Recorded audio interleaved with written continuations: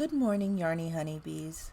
Today is February 17th, 2022. It is a Thursday, and I have been tagged in the Made with Love Knitters and Crochet tag, which is a tag created by Mimi at the channel MadeByMeMe, spelled M-E-M-E, and you should check her out. She is adorable and talented and really fun to watch. I was tagged by my friend Vijai over at Vijai's Crochet. Her link will also be in the description down below. The Made with Love Knitters and Crochet tag.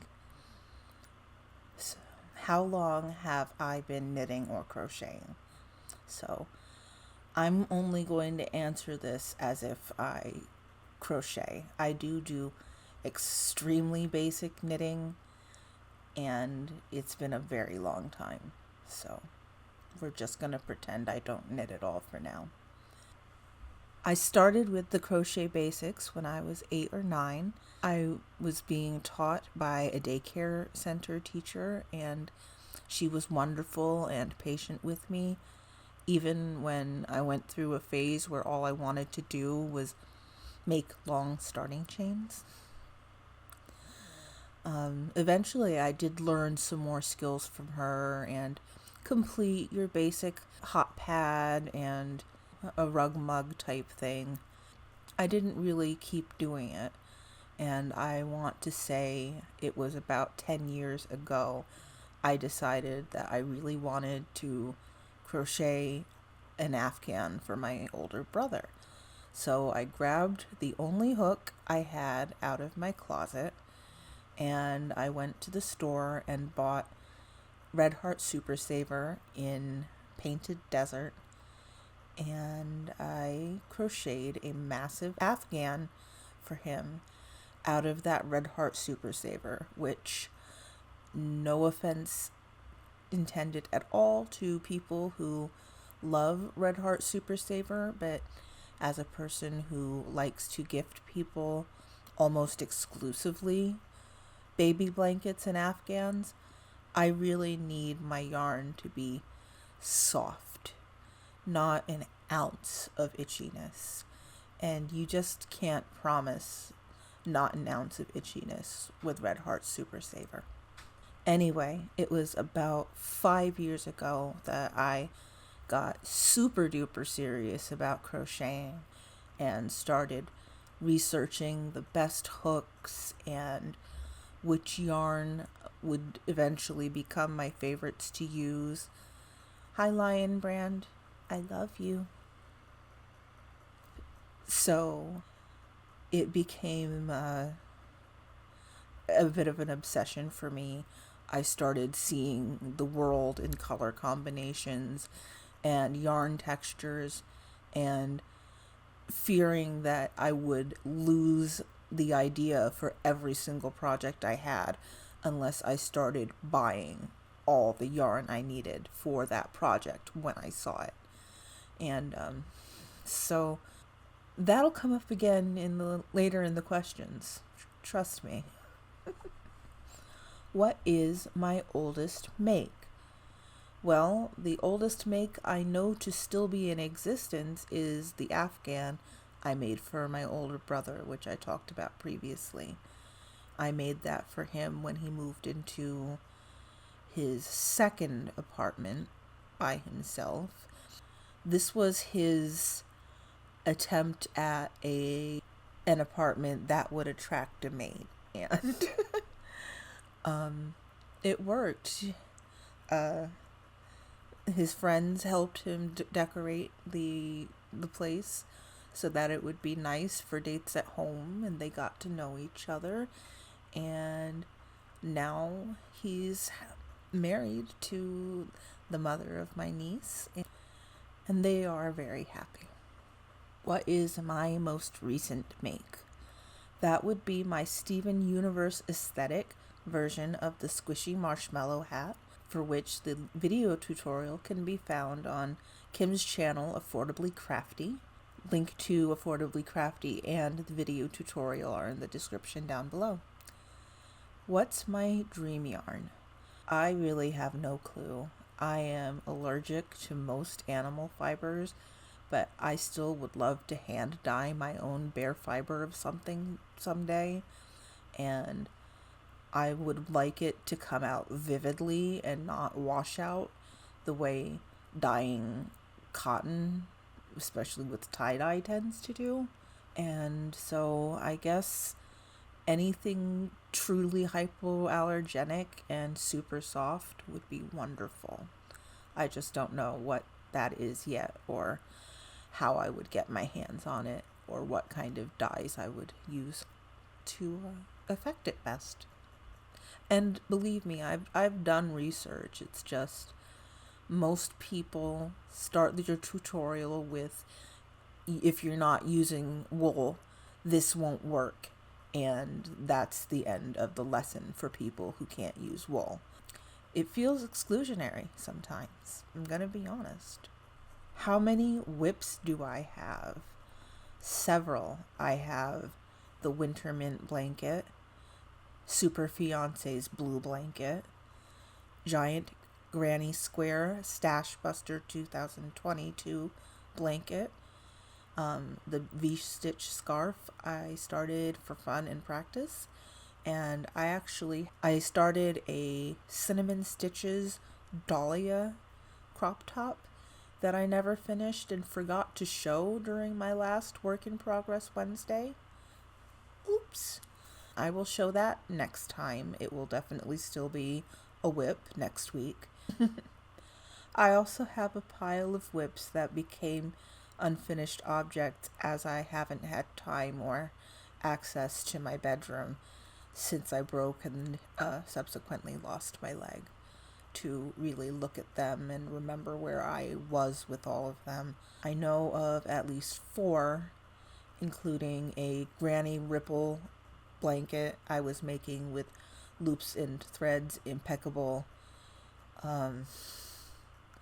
and that red heart heat wave that's supposed to heat up in sunlight. I crocheted with that almost exclusively in the car, and I'm in California. That yarn is a gimmick. It's a gimmick. It doesn't heat up. What does my stash look like? My stash, well, okay. I have acquired from my dispensary several jars of highly potent top shelf. Oh, you mean my yarn stash. That makes more sense. I'm a hoarder, y'all. I love everybody who can keep their yarn, sorted by color and organized and out of their way. But I am a person who knows I order and buy more yarn than I need to when I feel sad or depressed or out of control. And also when I am scared that I'm going to run out of yarn that I've never had a chance to buy before, or that I will miss out on an incredible clearance sale. I get terrible FOMO from those events. My walk-in closet is full of various types of Karen cakes. I have books in boxes that aren't unpacked because I put yarn on my bookshelves. Mandala cakes from Lion Brand, and also Ferris wheels, and some ice yarn is on that shelf as well. The area in front of that bookshelf has a couple of Lion Brand Santa sacks and several zip containers full of Karen cupcakes, big cakes, and cotton cakes. And then there's around this hospital bed, and on it I have to my left a basket of yarn for upcoming projects, and to my right a bag full of yarn from previous projects that I would like to use up instead of putting back on the shelf. And then behind me I have the anniversary cake that I am using to work on Fiance's blue blanket. And I also have a naked pillow that is going to bother me. And I also have all of the Care and Simply Soft that I'm using to make my granny square blanket right now. So my yarn room overfloweth. I have been chastised repeatedly. If and when I get a P.O. box, please do not send me more yarn. I do not need help. This is not me under duress. This is me saying, I cannot possibly handle more yarn at the present time. Please do not send me yarn. There's yarn at arm's reach in almost every direction, and I have to work on that. That is one of the major reasons I am doing the Yarn Hookers Bust Your Stash 2022. And Ursula, who is OM Granny Square, has hashtag Crochet Fever 2022. Am I a loose or tight crocheter? That depends on my state of mind. I used to carry a lot of tension in my neck and shoulders, and that would transfer directly into my stitches. And there would be days that I felt so relaxed and so well that my stitches were almost impossibly loopy and too large to work into neatly. That's another reason I love my crochet ring. When, if ever, do I weave in my ends? I'm trying to get better about sewing in my ends intermittently during the project. Sewing them in about a week or two after I've completed the project is usually the case. Once I feel I am comfortable with and energetic enough to do some live streams, I will be doing a late afternoon or evening sew 'em in Saturday, and sometime late morning or early afternoon we will be doing sew 'em in Sundays. So you'll definitely have that to look forward to, because as I said, friends don't let friends sew in ends alone. We don't do it. We don't do it. What is a pattern I can't stop thinking about? The Abigail Fairy Dress by Crystal. I hope I'm pronouncing that right. It's either Crystal or Christelle. Riley Watts.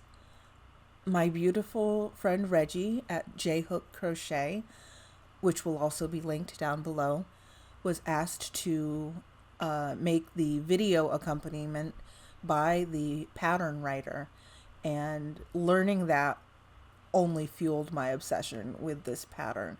It is so whimsical and pretty, and it looks beautiful in any sort of ombre effect yarn or self-striping yarn.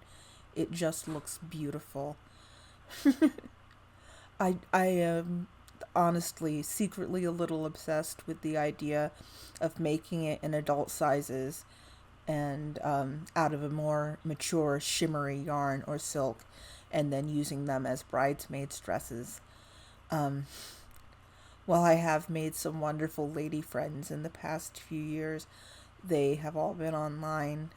So unfortunately, I don't have any female friends that I feel are close enough to say, hey, do you want to travel lots and lots of miles to see me get married?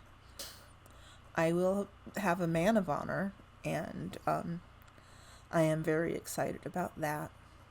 If I were to have bridesmaids, I would crochet or commission someone to help me crochet those Abigail Fairy dresses in adult sizes.